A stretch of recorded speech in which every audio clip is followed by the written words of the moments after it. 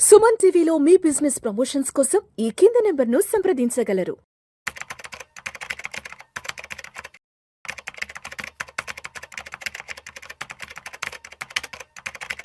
Hi hello నమస్తే, welcome back to Suman TV. Present మనతో పాటు ఉన్నారు qualified personal finance professional Sairam గారు. సాయిరామ్ గారితో మాట్లాడండి. నమస్తే అండి. నమస్తే అండి.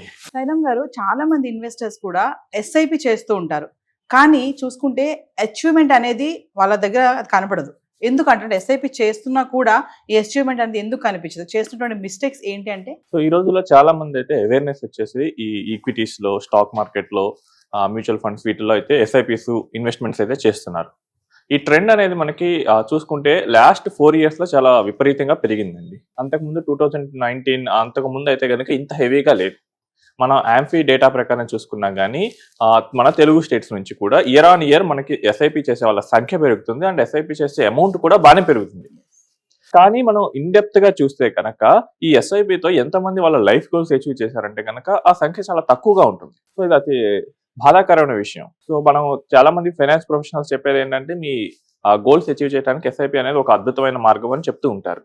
సో దాన్ని చాలా మంది నమ్మి స్టార్ట్ చేస్తున్నారు, కానీ అచీవ్ అవ్వలేకపోతున్నారు. సో ఏంటి ఈ మిస్టేక్ ఎక్కడ జరుగుతుందని మేము కొంతమంది ఇన్వెస్టర్స్ యొక్క బిహేవియర్ అనాలిసిస్, ఇన్వెస్ట్మెంట్ అనాలిసిస్ మొత్తం చూస్తే మాకు కొన్ని రీజన్స్ తెలిసింది. సో ఫస్ట్ ఏంటంటే చాలా మంది ఎస్ఐపి చేస్తారు కానీ సరిపడా చేయరు. సో నేను చూసిన చాలా మంది ఏంటంటే లాస్ట్ 4 years లో ఆల్మోస్ట్ ఒక 10,000 పోర్ట్ఫోలియోస్ వరకు నేను చూశాను. సో చాలా మంది ఏంటంటే 5,000, 10,000, 15,000 ఈ ఎస్ఐపిస్ చేస్తూ ఉంటారు. ఇవేంటంటే స్టార్టింగ్ లో మొదలు పెడతారు, దాన్ని మర్చిపోతారు ఇంక్రీజ్ చేయటం. ఇప్పుడు వాళ్ళ సాలరీస్ చూస్తే 2 lakhs, 3 lakhs, 4 lakhs అలా ఉంటాయి. ఇప్పుడు 4 lakhs శాలరీ ఉన్న వ్యక్తికి ఖర్చు కూడా అదే రేంజ్ లో ఉంటుంది కదా. సో ఇప్పుడు ఆయన రిటైర్మెంట్ ప్లానింగ్ చేసుకోవాలనుకుంటే 5,000 ఎస్ఐపితో 10,000 ఎస్ఐపితో ఏమి అవుతుంది? సో ఆ ఖర్చుకు తగ్గట్టు, ఆ గోల్స్ పెరిగిన వాల్యూకి తగ్గట్టు వీళ్ళు ఎస్ఐపి చెయ్యరు. అంటే శాలరీ పెరుగుతున్నా కూడా ఈ సిప్ ఎంతైతే స్టార్టింగ్ లో పెట్టినారో దాన్నే ఉంచుతున్నారు అంటున్నారు. దాన్ని టాప్అప్ చేయట్లేదు. నేను ప్లానింగ్ లో చాలా మందితో మాట్లాడినప్పుడు చూస్తుంటాను, సార్ నేను 2012 లో బ్యాంక్ లో ఎస్ఐపి చేశాను, 3,000 రూపీస్ ఎస్ఐపి, ఒక 10 years చేశాను, మంచి అమౌంట్ వచ్చింది.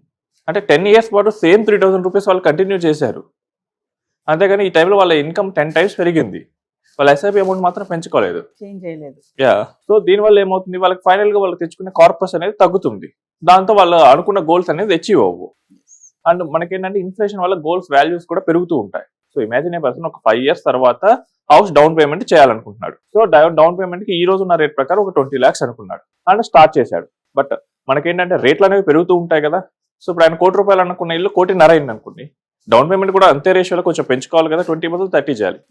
ఈ ఎక్స్ట్రా చేయాలంటే ఏంటి, ఈయన ఎక్స్ట్రా ఇన్వెస్ట్ చేసుకుంటూ ఉండాలి. సో ఇది మిస్ అవుతూ ఉంటుంది.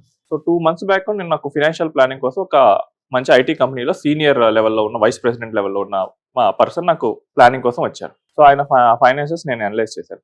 Salary is also very big, almost ₹1,00,00,000 పైన ఉంటుంది యానంకి. సో ఆయన ఇన్వెస్ట్మెంట్ ప్యాటర్న్స్ కూడా నేను అనలైజ్ చేశాను. ఆయన గోల్స్ ఏంటని అడిగారు. సో 5 years తర్వాత వాళ్ళ అబ్బాయికి మెడిసిన్ చేయాలి, ఆల్మోస్ట్ 2.5 crores ఖర్చు అవుతుంది అని చెప్పాడు. సరే సార్, మరి దీనికి మీ థాట్స్ ఏంటి అని చెప్పాడు. నేను 1 lakh ఎస్ఐపి చేస్తున్నా, దీంతో నేను మా బాబుకి నేను ఫీజు కడతానన్నాను. సార్ మరి మీరు 1 lakh ఎస్ఐపి చేస్తే 5 years కి మహా అయితే మార్కెట్ బాగా వర్కౌట్ అయితే మీకు ₹1,00,00,000 వస్తుంది, మరి మిగతాది? సో అప్పుడు ఏంటంటే ఇంకో ఏమైనా ల్యాండ్స్ ఉంటాయి కదా, వాటిని అమ్మేస్తా అంటున్నాడు. మరి ఆయన ఇన్వెస్ట్మెంట్ ప్యాటర్న్ నేను చూస్తే కనుక ₹1,00,000 ఏమో ఎస్ఐపిలో పెడుతున్నాడు, 1,50,000 ఏమో చిట్లో పెడుతున్నాడు. ఇప్పుడు అదే ఆయన 2 lakhs 2.5 lakh కనుక డైరెక్ట్ గా మ్యూచువల్ ఫండ్ లో పెడితే కనుక మొత్తం ఆయన కోర్స్ ఫీజు కావాల్సిన అమౌంట్ వస్తుంది. అదే చిట్లో పెడితే ఏమవుతుంది, చిట్లో నుంచి వచ్చే మనీ రిస్క్ ఉంటుంది. అండ్ ఒకవేళ రిస్క్ లేకపోయినా most of the chits are unorganised chits in India. అంతా కూడా రాదు, అన్ఆర్గనైజ్డ్. అక్కడ ఏమవుతుందంటే మనీ ఏమవుతుందంటే బ్లాక్ లో వస్తుంది తిరిగి. మీకు ఈ కాలేజెస్, యూనివర్సిటీస్ బ్లాక్ లో మనీని యాక్సెప్ట్ చేయవు కదా, దే వాంట్ వైట్ అంటే లీగల్ ఇన్కమ్. బ్యాంక్ ట్రాన్స్ఫర్స్ మాత్రం యాక్సెప్ట్ చేస్తారు. సో కావాలని ప్రాబ్లమ్స్ వెళ్ళిపోతున్నారు. ఇదంటే ఏంటంటే మనకు అవేర్నెస్ పూర్తిగా లేకపోవటం, ఎక్స్పర్ట్స్ ని కన్సల్ట్ చేసుకోకపోవటం, తెలిసిన వాళ్ళ సలహాలు మాత్రమే వింటాం. ఇలా ఏమవుతుందంటే మన లైఫ్ గోల్స్ అచీవ్ చేసుకోలేకపోతున్నాం. అంటే మనకేంటంటే ఒక అమౌంట్ అనుకుంటాం, అందులో సగం మాత్రమే మనకు వస్తూ ఉంటుంది. సో మిగిలిన సగం అనేది మిస్ అవుతూ ఉంటుంది. సో దీనికి మెయిన్ రీజన్ ఏంటంటే సరిపడా సిప్నే పెంచుకోకపోవటం. మన ఇన్కమ్ పెరిగే కొద్దీ, మన గోల్ మారిపోయే కొద్దీ చేంజ్ చేసుకోకుండా ఉంటాం. So second category of people ఏంటంటే సిప్ స్టార్ట్ చేస్తారు, స్టార్ట్ చేసి 1-2 years చాలా యాంగ్జైటీతో స్టార్ట్ చేస్తారు, తర్వాత సిప్ ఆపేస్తూ ఉంటారు. వీళ్ళు ఆపేసే వాళ్ళు ఏంటంటే ఇర్రెస్పెక్ట్ ఆఫ్ మార్కెట్ కండిషన్ వీళ్ళు ఆపేస్తారండి. సో మనకేంటంటే మనం మ్యూచువల్ ఫండ్ లో ఎవరో ఒకళ్ళ వీడియోస్ మోటివేషన్ విని లేదా ఫ్రెండ్స్ వాళ్ళ సక్సెస్ స్టోరీస్ విని వీళ్ళు స్టార్ట్ చేస్తారు. స్టార్ట్ చేసిన తర్వాత ఏమవుతుందంటే మార్కెట్ 3 రకాలుగా బిహేవ్ చేయొచ్చు. ఏదైనా పడవచ్చు, అక్కడే ఉండొచ్చు, లేదా పెరగచ్చు. ఫర్ ఎగ్జాంపుల్ మార్కెట్ పడింది అనుకోండి, వీళ్ళకి భయపడిపోతాం, నేను రాంగ్ ఇన్వెస్ట్మెంట్ చేశానేమో అని చెప్పేసి మార్కెట్ పడిపోయింది, ఇంకా మార్కెట్ పెరిగిన తర్వాత నేను వస్తా అనుకుంటారు. ఇక తిరిగి మళ్ళీ ఎప్పటికీ రారు. చేసిన ఇన్వెస్ట్మెంట్స్ అక్కడతో ఆపేస్తారు. పేషెన్స్ ఉండదు. స్టార్ట్ చేసేటప్పుడు మాత్రం this for long term, 10 years ఉంటా, 15 years ఉంటాను అని చెప్తారు. బట్ ఒక 1 or 2 years నెగిటివ్ మార్కెట్ చూడగానే వీళ్ళకి భయపడిపోయి వెళ్ళిపోతూ ఉంటారు. సెకండ్ కేసులో వచ్చేసరికి మార్కెట్ బాగా పెరిగింది అనుకోండి, ఓకే బాగా పెరిగింది, ఇక్కడ నాకు ఒక 10,000 ఎస్ఐపి చేశాను, 2 years చేశాను, ఒక 50,000 60,000 ప్రాఫిట్ వచ్చింది. అబ్బా ఇక్కడ నాకు చాలా బాగా ప్రాఫిట్ వచ్చింది కదా, ఇక నుంచి మార్కెట్ పడిద్దేమో, నేను గోల్డ్ కొంటా, లేదా నేను ఏదైనా కార్ కొనుక్కుంటా, లేదా నాకు ఏదైనా ఆధార్ అవసరం ఉంటే పర్సనల్ యూస్ కు వాడుకుంటా, మళ్ళీ తిరిగి డబ్బులు వచ్చినప్పుడు మళ్ళీ పెట్టేస్తా అంటారు. ఇక మళ్ళీ తిరిగి ఆ డబ్బులు రావు, వీళ్ళు పెట్టరు. ఈ చిప్స్ ఎప్పుడు ఇంకా అంతే వాల్యూస్ లో ఉంటాయి. వీళ్ళు ఏం చేస్తారంటే చేస్తా ఉంటారు, 2 years 3 years చేస్తారు, మనీ వచ్చేది తీసుకుంటారు, మళ్ళీ 2 years 3 years చేస్తారు, మనీ వచ్చేది తీసుకుంటారు. ఇంకా అది కాంపౌండింగ్ ఎప్పుడు అవుద్ది, పెద్ద కార్పస్ ఎప్పుడు క్రియేట్ అవుద్ది, ఎప్పుడు మీరు మొక్కలోనే దాన్ని తుంచేస్తున్నారు. సో వీళ్ళకి కూడా మనీ అనేది పెద్దగా రాదు, ఆ లైఫ్ గోల్స్ అచీవ్ అవ్వదు. ఇంకా మూడో కేసు ఇదేంటంటే నాకు ఒక క్లయింట్ స్టోరీలోనే నేను విన్నాను. క్లయింట్ యాక్చువల్ నా దగ్గర స్టార్ట్ చేశాడు ఎస్ఐపిని 2023లో, ఆల్మోస్ట్ 50,000 స్టార్ట్ చేశాడు. ఒక 1 year పాటు ఇన్వెస్ట్ చేశాడు. తర్వాత మనకి సెప్టెంబర్ లో మార్కెట్ కరెక్ట్ అయింది. కరెక్ట్ అయినప్పుడు అప్పటి వరకు వచ్చిన రిటర్న్స్ అన్ని యావరేజ్ అయిపోయాయి. సో ఆయనకి ఆ టైంలో ఏమైందంటే ఒక బిజినెస్ ఆఫర్ వచ్చిందంట. ఈయన ఏమనుకున్నాడు, నేను బిజినెస్ లో పెట్టేస్తాను ఈ మనీని మొత్తం, నాకు హ్యూజ్ ప్రాఫిట్స్ వస్తాయి, మళ్ళీ వెంటనే తీసుకొచ్చి ఇటు పెడదాం అనుకున్నాడు. బట్ ఒక్కసారి బిజినెస్ మనీ తీసుకోవడం మొదలు పెడితే ఎవరికి తెలియదు అది ఎప్పటికి బ్రేక్ ఈవెన్ అవుతుందో. సో ఏమైంది, వీళ్ళు కూడా ఈ వేరే ఆపర్చునిటీస్ కోసం చూసుకొని మనీ ఏం పెరగలేదని చెప్పి ఇక్కడి నుంచి వెళ్ళిపోయారు. వీళ్ళకి ఏంటంటే ఒక మోటివేషన్ ఉండదు, గైడెన్స్ ఉండదు, వీళ్ళంతా షార్ట్ టర్మ్ కోసం చూస్తూ ఉంటారు. బట్ మనకి ఈక్విటీస్ అనేది లాంగ్ టర్మ్ కోసం యూజ్ అవుతూ ఉంటాయి. అంటే థర్డ్ కేటగిరీ ఉంటారు. ఇక వీళ్ళు ఏంటంటే కన్సిస్టెంట్ గా నాకు బెస్ట్ ఫండ్ కావాలని చెప్పి దానికోసమే వెతుకుతూ ఉంటారు. అసలు వీళ్ళు వచ్చింది ఏంటంటే నాకు ఒక రిటైర్మెంట్ కి కార్పస్ కావాలి, లేదా నా చిల్డ్రన్ ఎడ్యుకేషన్ కి కావాలి, మ్యారేజ్ కి కావాలి, లేదా నా హౌస్ లోన్ క్లియర్ చేసుకోవడానికి కావాలి, ఇలాంటి గోల్స్ వస్తారు. కానీ మన యూట్యూబ్ కానీ గూగుల్ కానీ ఇలా ఇన్ఫ్లుయెన్సర్స్ మాయలో పడిపోయి ఈ ఇయర్ బెస్ట్ ఫండ్స్ ఇవి అని చెప్తారు. వాళ్ళు ఏంటి, ఓకే ఈ ఫండ్స్ నా పోర్ట్ఫోలియోలో ఉన్నాయో లేవో చూసుకుంటారు, లేకపోతే యాడ్ చేసుకుంటారు. ఒక 1 year బాగానే నడుస్తుంది. కానీ మనకి మ్యూచువల్ ఫండ్స్ లో విన్నర్స్ విల్ రొటేట్, అంటే ప్రతిసారి ఒకే ఫండ్ టాప్ లో ఉంటుంది. ఈ సంవత్సరం ఏ ఫండ్ ఉంటే నెక్స్ట్ ఇయర్ బి ఫండ్ ఉంటుంది, అది మర్చిపోతారు. This is the basic rule of investing in mutual fund. అది మర్చిపోయి ఏం చేస్తారంటే ప్రతిసారి బెస్ట్ ఫండ్స్ ఆ ఇయర్ లో ఉన్నాయి, నా పోర్ట్ఫోలియోలో ఉన్నాయా లేవా అది మాత్రమే ఫోకస్ చేస్తారు. లేవనుకోండి మళ్ళీ కొత్తగా కొంటూ ఉంటారు, పాత అమ్మేస్తూ ఉంటారు.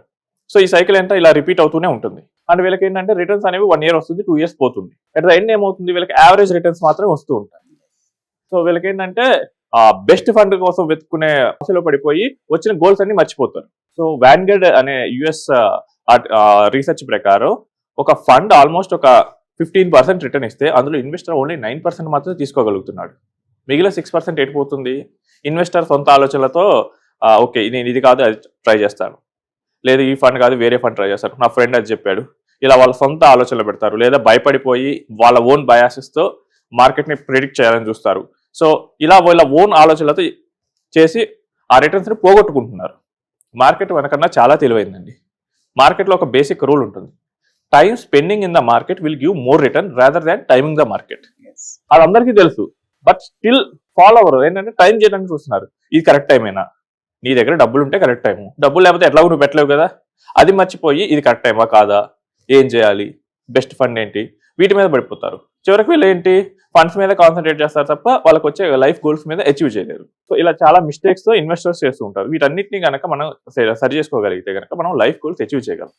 వాట్ హ్యాపెన్స్ ఇప్పుడు నాకు ఒక 30% రిటర్న్ వచ్చే ఫండ్ లో నేను పెట్టాను, బట్ స్టిల్ నా లైఫ్ గోల్ అచీవ్ అవ్వకపోతే నాకు దానివల్ల యూజ్ ఏం లేదు కదా. ఎట్ ద ఎండ్ నేను రిటర్న్స్ చూసుకుని నేను సాటిస్ఫై అవ్వలేను కదా. సో ఇప్పుడు మనకి సింపుల్ గా చెప్పాలంటే స్కూల్లో నాకు టాప్ మార్క్స్ వచ్చాయి, 9900 వచ్చాయి, అది నాకు ఎక్కువ హ్యాపీనెస్ ఇస్తుందా, ఆ టైంలో జరిగిన మెమరీస్ ఇస్తాయా? ఇక్కడ కూడా అంటే మనకు లైఫ్ గోల్స్ అచీవ్ చేసుకుంటే ఎక్కువ హ్యాపీనెస్ వస్తుంది rather than getting high return. So దాని మీద ఫోకస్ చేసుకోండి. Thank you. Yeah.